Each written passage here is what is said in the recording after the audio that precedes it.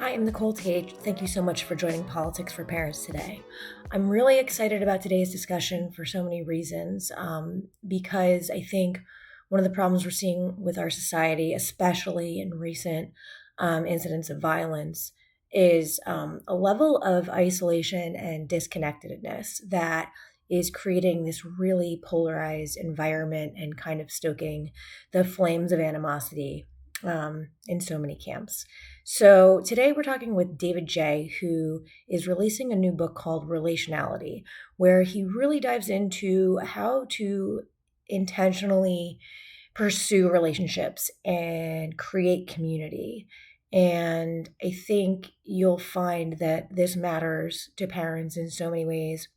Primarily, I wanted to pursue this discussion for this podcast because I think a lot about the idea of the village. So many parents today, especially working moms, I see them saying, "Where is my village?" I know in my community with some of my mom friends, we have built a village and it takes work and intention. And I think, the art and the science of creating meaningful relationships in a lot of ways has become overlooked. And, we do, I think, as a society, require some investment in these spaces. So, this discussion is going to dive into all of that. David's book is incredibly thoughtful when it comes to this topic, and I highly recommend it. So I hope you enjoy today's discussion, and I really hope that you will find some ways to take these thoughts and ideas and apply them to your own life to find your village and build it what you need to help your family. Thank you. Nicole Tate, thank you so much for joining Politics for Parents today. And I'm really excited about this conversation with David J., author of the forthcoming book, Relationality. And while the book is not purely focused on familial relationships and caregivers, within the context that we talk about these things on the podcast, I think his book offers a really helpful framework for us all to think about relationships, especially as we, have all been talking about this loneliness epidemic with parents trying to figure out, how to make things work in their household, how to care for their children.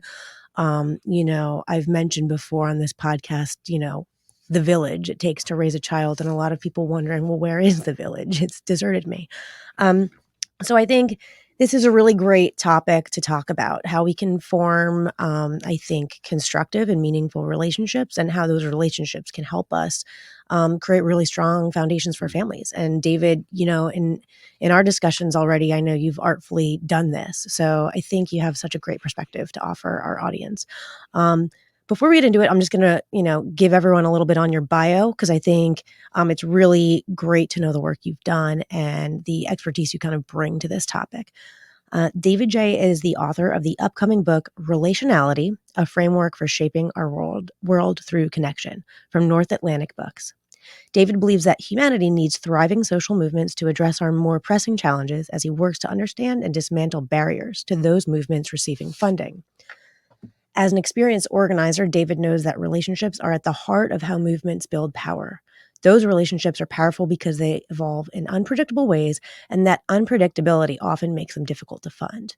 To overcome this challenge, David specializes in relational measurement and learning practices that can support funders and community organizers in building trust without requiring communities and movements to behave predictably.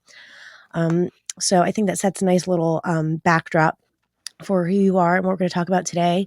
And I just want to thank you so much for joining us today. Your book is really thought-provoking and tackles so many societal dynamics that I've thought about for years, just in my own interest in politics, civic discourse, but also as a parent. This is a podcast for parents. You're a parent yourself. So I'd love for you to tell us a little bit about the book and what you're trying to achieve, but then kind of connect it back to your life and your family structure and the way you've been able to achieve really meaningful relationships in your own family. Well, thank you so much, first of all, for having me on. Yeah. And I think I might I might answer those, but in the reverse order. I think I want to start by talking about my experience around forming a family.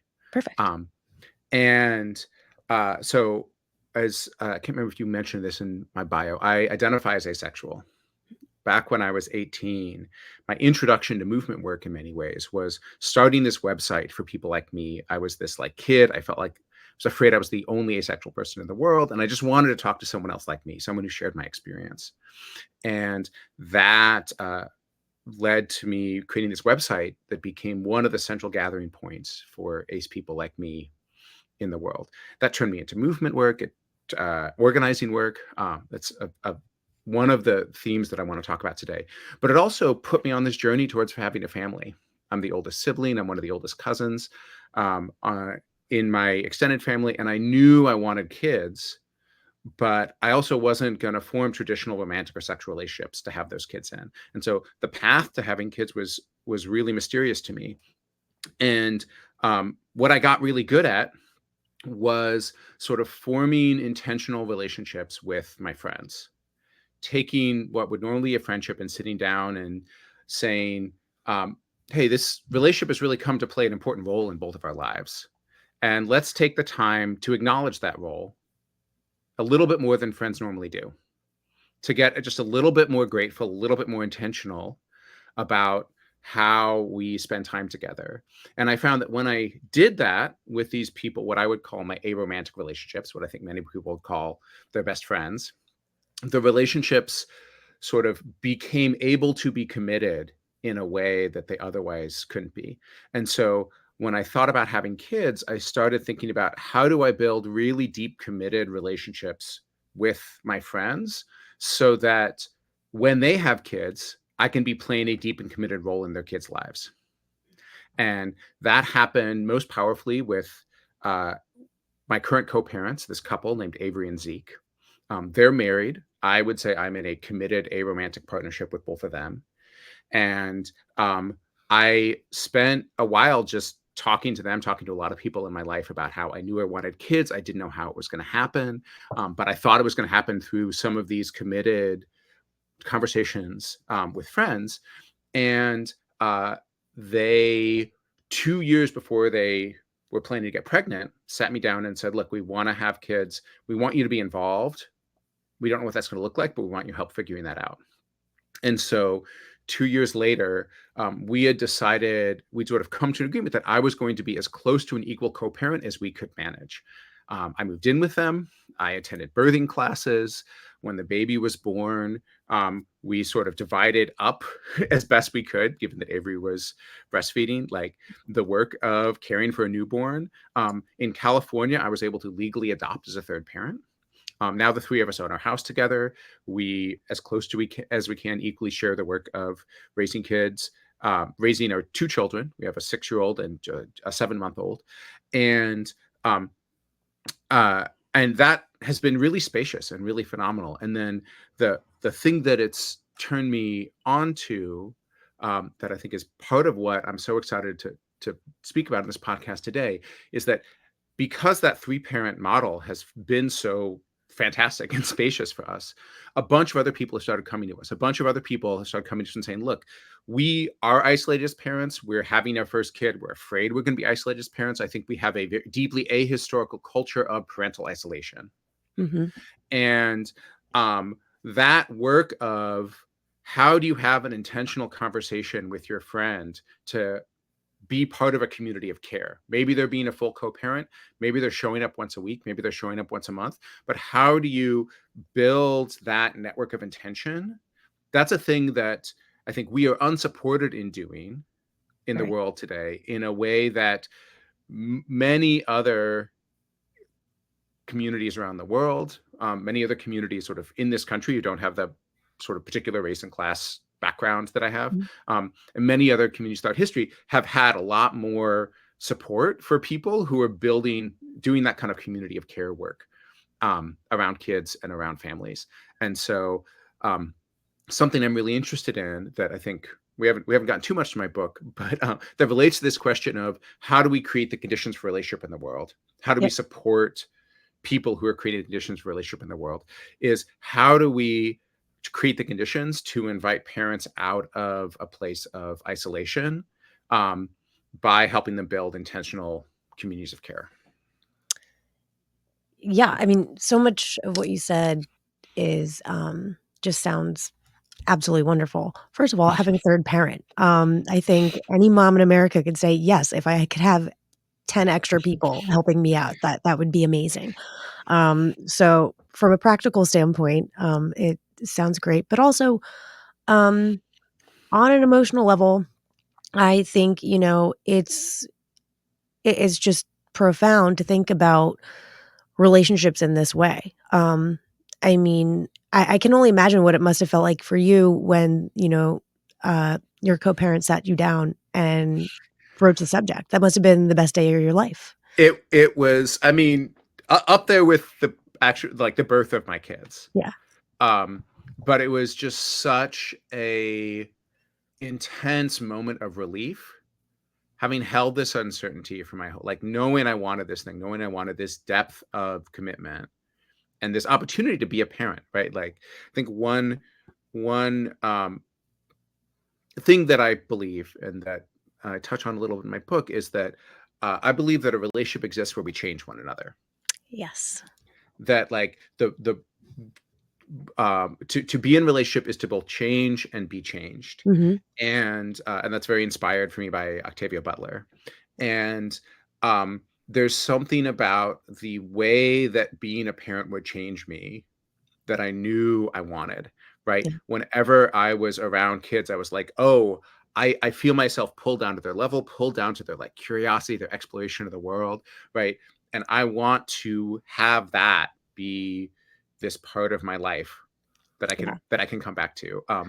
And I know plenty of people who, like, know they don't want to be parents. I respect, like, everyone getting to decide yeah, what kind of absolutely. role they want to have for kids in their life. I'm someone who knew I really, really wanted kids. So being able to being invited in that way after being afraid for so long that I wouldn't be, and then, like, being a parent has been great. It's been like everything I hoped it would be and more.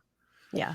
I can agree. I actually was one of those people who didn't think I wanted kids, and then one day something clicked, and I realized I did, and that's one of the most poignant things I took away from your book is, Mm. going back to that definition of a relationship, because you do highlight the problematic way the Oxford Dictionary defines relationship, and you offer some different ways to look at it, and for me, the most eye-opening takeaway is that view of a relationship as something, a beneficial and a productive relationship is one where both parties are willing to be changed by it. And unconsciously, I think that's kind of how I've pursued relationships in my life. My husband Mm. is not like me. He's very different from me in many ways. We're similar in some ways, and we're complete opposites in others. And some people wonder, well, how does that work? But it is, I think, really fruitful when you come together with people that can teach you things and you can learn from. And I think the way you define that is really valuable. So, could you talk a little bit more about kind of what you think is problematic with our, typical definition of relationship and the, the alternative frameworks and definitions that you propose in the book? Definitely, and I can give an example of where I've really seen these ineffective definitions of relationship Mhm. play out. Yeah. Um, and just to make a little bit of bridge to what we were talking about, I talked about this experience of forming deep relations with my friends and learning to be intentional with my friends. Um, and I was really fortunate in that I was in queer community. The asexual community had been supported. I had elders, I had trans elders who'd built these beautiful queer families. Like, I had people teaching me how to do that and supporting me in doing that. And I think that uh, in order to build relationships, we kind of need that sort of support. We need places to build relationship in. We need elders who help us build them, and so that infrastructure, those containers, are really, really important. And when we talk about the part of, to me, what's tragic about not having a good definition of relationship is that the resources that we the resources that we invest in building relationship don't go to those elders. They don't go to those containers, to those really rich lineages that have been building relationship for a long time. They go to things that don't work. And one example of that that I've been really close to um, is something like Facebook, right, or Meta. This is an institution, multi-billion-dollar institution with the mission to build relationship in the world. And part of my life is kind of in the tech reform space. So I do kind of like worker organizing of Meta employees, not around unionization, but around other forms of internal advocacy um, and uh, and the when I looked inside of Meta, their mission was about building relationships, and they had all of these metrics that internal employees were tracking. Like they had one of the most sophisticated data operations in the world, Mhm. and they didn't really have an internal sense of what a relationship was. They were like, a relationship exists when two people say that they're friends. It's kind of a line that connects two people, but it either exists or it doesn't exist. A relationship exists when people engage with one another's stuff. So like if you like something or reply to something, then maybe you're in a relationship. But they didn't really have a sense of what it meant. Their mission was to connect people, but what they were doing functionally was like getting people to move down a conversion funnel to engage in the actions they want them to engage Right. in. And then they called the actions that they wanted people to engage in, scrolling, clicking, liking, commenting, they called that relationship because it conveniently also drove their business model. Right. And I say that as an example because I see that happening a lot where people who value relationship wind up building this system, and then they reward people kind of engaging in whatever predictable behavior they want them to engage. They um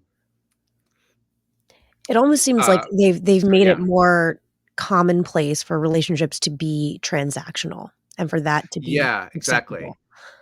And And there's personally, like, I find that really heartbreaking when I'm in a relationship that I think is actually authentic and it turns out that it's actually just transactional. That's so disappointing, but it seems that way, and I love that Facebook is your example because I feel like that's contributed to a lot of our issues with lack of community and connectedness. Yeah, I think so. There's this confusion between the relational and transactional Mm, that that to me is deeply tragic and is one of the reasons why I think there's a deep underinvestment in the kind of community that we need. right.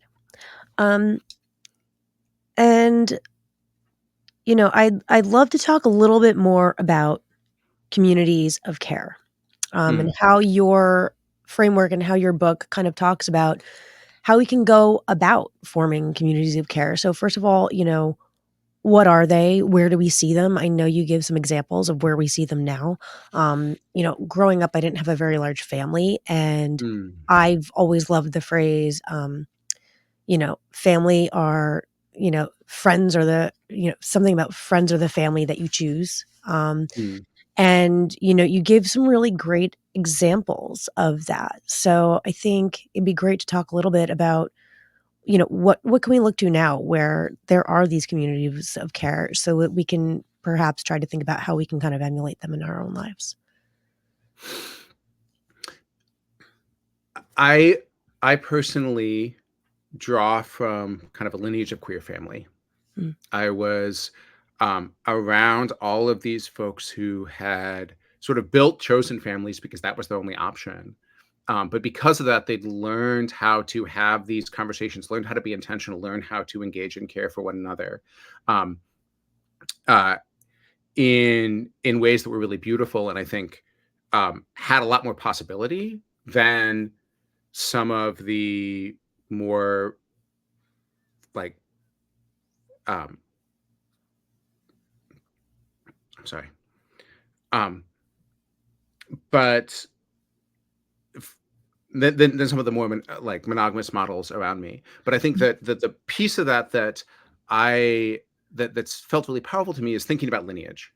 So often our grandparents, the other people who sort of came before us and shaped us, knew a lot about how to build community that the world around us has been slowly forgetting. mhm. And so, to me, one of the most powerful ways to think about how we build communities of care is to look at the lineages of communities of care that we come from and see where have those lineages been disrupted? What can we learn from them? Mm, Um, I think about my grandmother, who was this really powerful activist in the Jewish community in central Italy. My grandparents were my grandfather was a physics professor, so this was sort of around a physics department, and all of the incredible work that she did to build relationships in this really innovative, dynamic place. mm. And I think about what are the things that she was doing that I can learn from, um, and take into my own life. Yeah, and I'd love for you actually to talk about that a little bit more because I loved reading about that in your book. It was really remarkable to, I think, I guess, take in your appreciation for her emotional intelligence is kind of how I was seeing it. She was really, um skilled in a way in building relationships and building community and in a sense building power in a way that was innate to her but also she seemed to really listen to people around her and kind of was the model of relationship being changed, both parties being changed. So could you talk a little bit more about your grandmother and what you learned from her and some of the examples in the book because I just think they're wonderful. Thank you so much. Yeah, so Betty Lazarus was incredible. um, and she's living in this world in the University of Illinois physics department in the 50s that is just this really complex web of intersecting like relational challenges. You've got a bunch of people who just came off the Manhattan Project, physicists who are working there. You've got a bunch of Japanese physicists who've been recruited to come over because the universities in Japan have all been destroyed. Um, and they're learning about semiconductors, and they're going to go back and they're going to form the semiconductor industry in Japan, but they're facing really intense racism. You have um, Russian spies running around trying to steal nuclear secrets.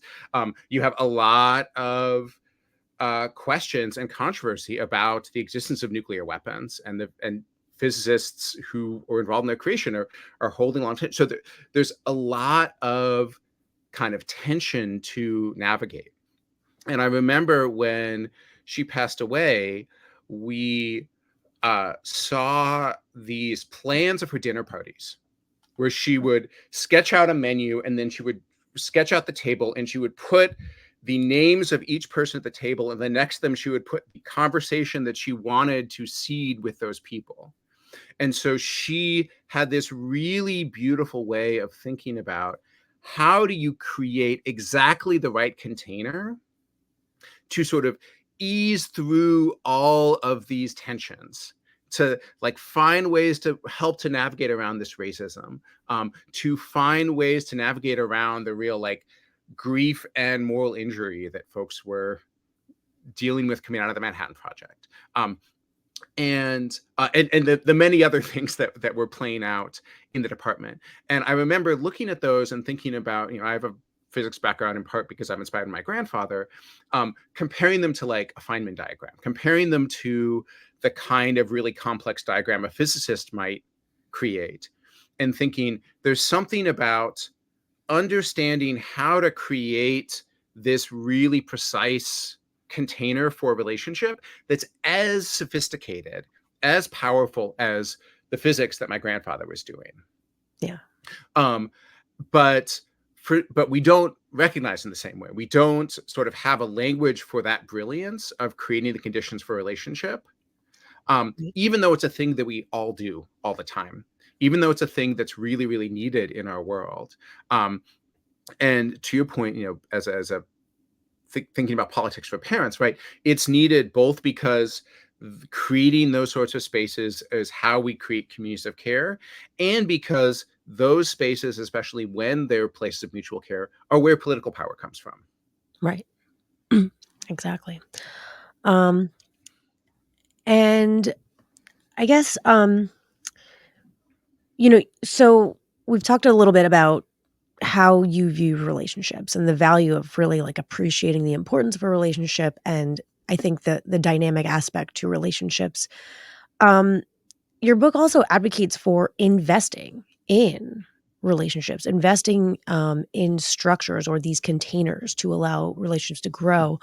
So I'd like to talk about like what does that look like for you? What institutions do we think may play a role in this Mm. investment? Like where can that occur? Not just, as it pertains to parents, but just generally. What does that look like for you? What would like a successful outcome look like for you? Building off the example of my grandmother, Yeah. I think about all of the people who are placemaking, all of the people who are creating the places where relationships happen, Mhm. where the ongoing maintenance work it takes to thrive, who are doing relationally intelligent, emotionally intelligent thinking in that really sophisticated way to bring those places together. And like it takes that sophistication. It also just takes a lot of work, right? You got to Yep. cook a lot of food, you got to clean, you've got to watch Mhm. kids, you've got to set up chairs, right? Like there is economically meaningful labor that Mhm. goes into creating the conditions for a relationship. Right. And um, uh, I think that um, there are some institutions I'm inspired by queer communities I've come from. I'm inspired by networks of mutual aid among disabled Mhm. folks. I'm inspired by many communities of faith where the Right. people who do that relational work get seen and Yes. other people know to show up and support them, Yep. right? Like there's a way for them to be recognized. Money flows to them when they need it. If Mhm. something happens to them, the community rallies to support them because the community knows how much they're needed. Yeah. Um, Different kinds of skilled labor flow to them. People Mhm. are saying to their kids and grandkids, like, you need to go help this person figure out whatever with technology, right? Um, that is like, I think there's some places where that really critical work gets supported, but I think we have become uniquely bad at supporting that work through some of our more kind of moneyed institutions. So in philanthropy, it's really, really hard to support organizations that do that kind of work. And part of Mhm. the reason is that um, there is a strong bias to, I believe, funding what is predictable. So when you create a relational container, when you do that really, really brilliant work, you can predict that it will lead to relationship, but you can't predict where those relationships will lead. The more successful you are, the more interesting and unpredictable the outcome is. So if you go to a foundation and you say, hey, I'm going to do some really powerful relational work. It's going to address the loneliness crisis. It's going to improve public health outcomes. It's going to build political power potentially around a cause that we care about. The foundation will say, great, what is the exact outcome that will happen? And how will you measure how much that exact outcome happens? And you have to say, I don't know. By definition, we can't know what the outcome is going to be. We can just know that it's going to be aligned with our values. And that is really, really hard for foundations to give money to, for social enterprises to give money to. There's a whole track in political organizing that I've seen where we've moved from funding a lot of that kind of organizing, funding places for people to come into relationship, to funding broadcast, Mhm. funding text messages, like Yep. first email, now text messages. Um, Email, other things that are like there's a predefined message. We're hitting people as many times as we can with that predefined message. Um, Not because it's more effective than bringing people into relationship. Research around deep canvassing and other tactics has shown that bringing people into conversations where both of mutual change is vastly more effective than just hitting them with messages. Yeah. But hitting them with messages um, creates data about a conversion rate. Yeah. It lets you measure how many people have engaged with a message, how many people have said that they think the thing we want them to think because of the message. And so, because broadcast is more predictable, it gets funded, even though a more relational and less uh, less controllable strategy would probably be a better way to build political power. We could talk about that for hours because I've done my own time in measurement, especially in the philanthropy world. So I know what you're saying, but I guess to kind of pivot a little bit and bring this back to why this is important, right? Why this is important, especially for parents. Another connection you make in the book is between loneliness and violent extremism, Mm, which I think is increasingly a concern in our country, globally. Um, and, I'd like to talk a little bit about that. I mean, coming out of COVID, so many people, our mental health was damaged. The loneliness crisis just spiraled downward. And I'd love to talk a little bit more about, the investments your book is calling for, and kind of like underscore the importance of community, of relationships to kind of resolve some of these really, really toxic effects of loneliness, and kind of talk about, what it looks like when we can kind of try to combat these things with, meaningful relationships. I can share a story, Mm, um, which is in the early days of the asexual community. We really focused on supporting people. We focused on bringing people in supportive relationship with one another, and as a result, we've become this kind of respected part of the queer world. And there are millions of people whose lives we've touched, and we've helped them accept themselves. We've helped them build intimacy on their own terms, and it's been really, really good. mm, When we were just starting as a community, we were kind of parallel to the incels.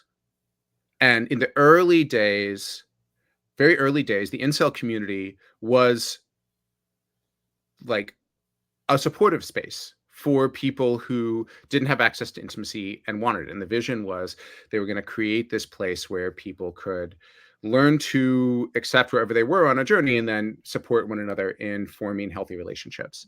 mm. And because Real the quick there, moderators, for anyone that doesn't know about the term incel, because I think that's a term that's really, it's used a lot in this discussion about extremism, but I don't, hmm, for the everyday person that maybe isn't in that dialogue, could you talk a little bit about, who this. yeah. So I don't want to.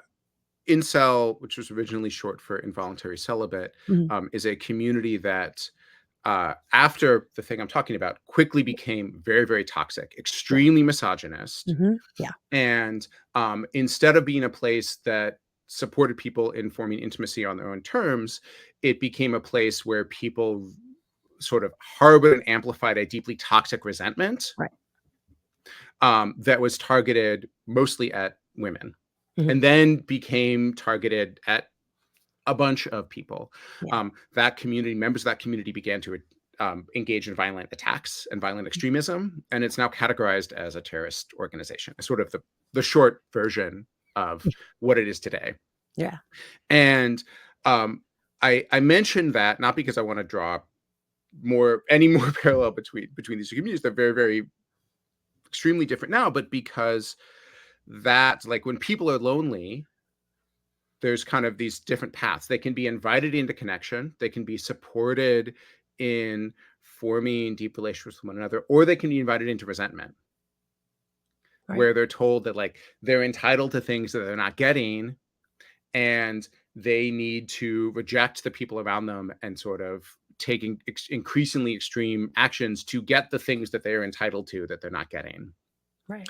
Um, and uh, Hannah Arendt, who was a famous sociologist who studied the Nuremberg trials, um, talked about how totalitarianism is institutionalized loneliness. It's what happens when many, many lonely people are sort of their resentment is harnessed and then used to capture government power. Mhm. And um, I thinking about the now pretty well documented rise of authoritarianism around the world. Different organizations which study democracy have come up with reports and are looking at the ways in which democracy is faltering around the world. I think there is a really deep link between that faltering and the um, also well documented increase in loneliness around the world. All right. So that's pretty, I don't know. I mean, it's depressing, right? Mhm. But I mean, we're not doomed. There are so many great communities that have formed. There are so many great places, you highlight in the book where, relationships, meaningful relationships are being formed. There are containers, for those relationships.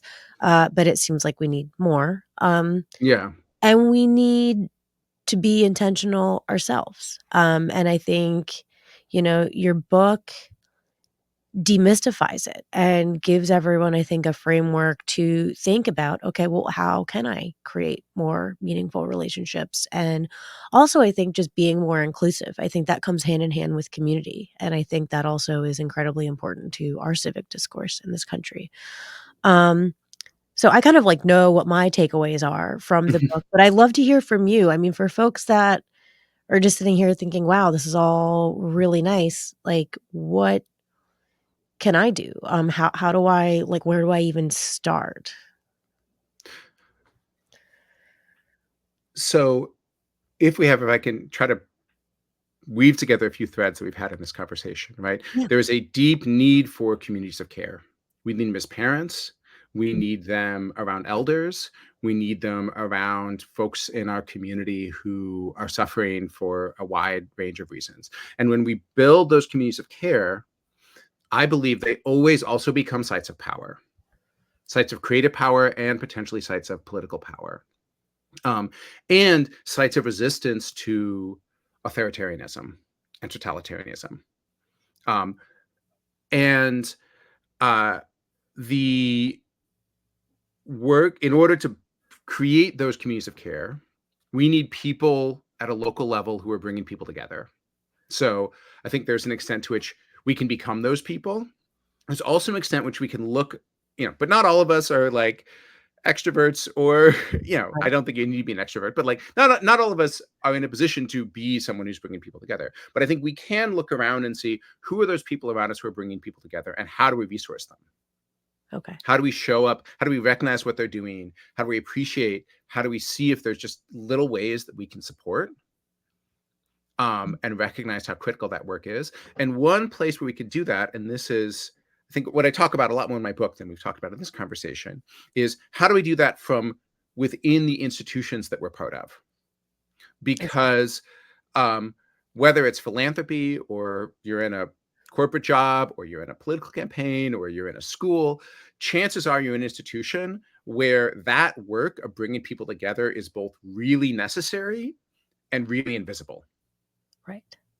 And chances are your institution has resources that are kind of structurally tied up, but that could be supporting that work of bringing people together, whether it's within your institution or outside of your institution, but align with your institution's core values. Like, there could be ways that your institution is showing up to support that work more than it is.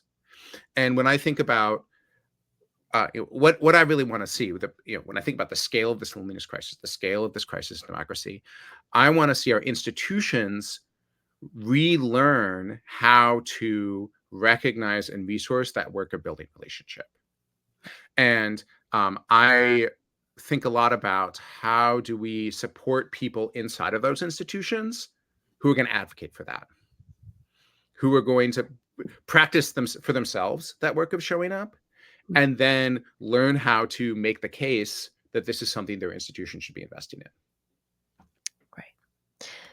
Yeah, I mean, I think we've all worked in corporate settings, and especially now with the whole debate about, returning to the office, and collaboration days, et cetera. Um, you know, I always said, well, I'll go to the office if there's meaningful reasons to be there, right? If my team is there, if we're collaborating, fine. I'm not going to go sit in a cubicle, just for the sake of being in my seat when I spend most of the day like not talking to anybody, and just using Teams anyway, right?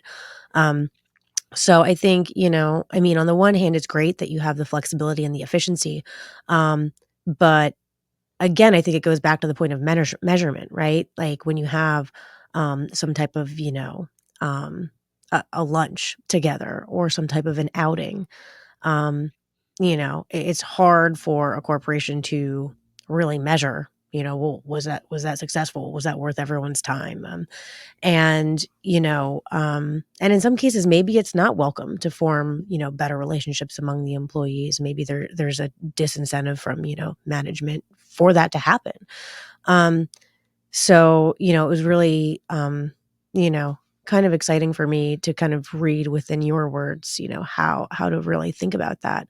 Um, yeah, and I think since reading your book, every day I kind of think a little bit about intentionality in relationships and really, how impactful it would be not only in my own life and raising my children, but just generally in the country. I was listening to an analyst before the debate last night, and they were talking about how on either side of the aisle, um, each side is incredibly terrified of what the other one's going to do when they win. Um, and that's just such a sad place to be. We're so divided. People aren't really speaking to one another in these various communities in which we live. And there's not space to have like a rational discussion about where we're going and what we value as a country. So I think for so many reasons, it's a great time to have a book like this out. And I think, it's a really great time to just be thinking about this, and hopefully, people take the opportunity to kind of really give some thought to what you're talking about. And, we can kind of all form, stronger communities together and learn from one another. Um, Yeah, and just to reflect that back, my experience has been that if I started with learning to just intentionally create relation in my own life, learning to see if there's relationships I want, how do I create the spaces for them to form? How do I find the spaces that other people are creating where they can form and then show up to co-create and support those spaces? Like just having that sense of relational agency in my own life where I'm like, oh, if they're relationships I want, I don't know exactly how they're going to happen, but I know how to find the places that make those relationships possible. Like that was really personally transformative for me, has been. And I think many people have been on some version of that journey. And then once I'd learned that in my personal life, I could begin to exercise that skill in my political life and my institutional life. I could begin to say, in the political movements I'm part of, what relationships are missing and how could I show up to help create them? How could I support the underappreciated people who are showing up to create them? In my professional life, for my organization, what institutions move that work forward that I want to see happen? And how can I create the place for them, or how can I recognize the underrecognized people who are creating the places for them? And that that ability to, I think, kind of like my grandmother, think relationally, see where relationships are possible, and see how we can show up to be a part of forming them, is a skill that's really, really needed in this world that's spiraling around loneliness and towards loneliness. Um, and uh, and so that is a conversation that I'm hoping this book will help to create. I think it will. So thank you so much for your time today. I know you're incredibly busy, and the book is coming out August 27th. August 27th. Okay, where Um, can people buy it? so if you go to if you just Google Relationality David J, Mhm. you'll be able to find a link. I can send a link to post in the show notes as well. um, Perfect. and it's available on paperback, ebook, audiobook, however you want to consume Awesome. your reading. Awesome. Well, I really, really enjoyed it. I look forward to getting the paperback copy because I'm old school like that. And thank you again. And to anyone listening, I will definitely be, sending out a note once the book's available. You can follow the Politics for Parents Substack or go to amplifyinc.org/politics for parents for our website and to get all the places where you can follow the podcast. So thank you so much, David. And thank you to everyone listening. And as always, I encourage everybody to kind of take a few moments to learn about David's work and to think about what you can do from here to really affect change in your own life and your own community. So thank you. Thank you so much. I'm Dr. Stephanie Wilson. I'm a historian, an activist, and the host of the Freedom Over Fascism podcast, where we talk to people who give us insight into the current political moment, inspiration for state and local organizing, and connections with our co-conspirators all across the country. You'll meet rural organizers who focus on electing young and diverse candidates, independent journalists who prioritize democracy over disinformation, and candidates building change at the state and local level. I invite you to join the Freedom Over Fascism community and listen to Freedom Over Fascism wherever you get your podcasts.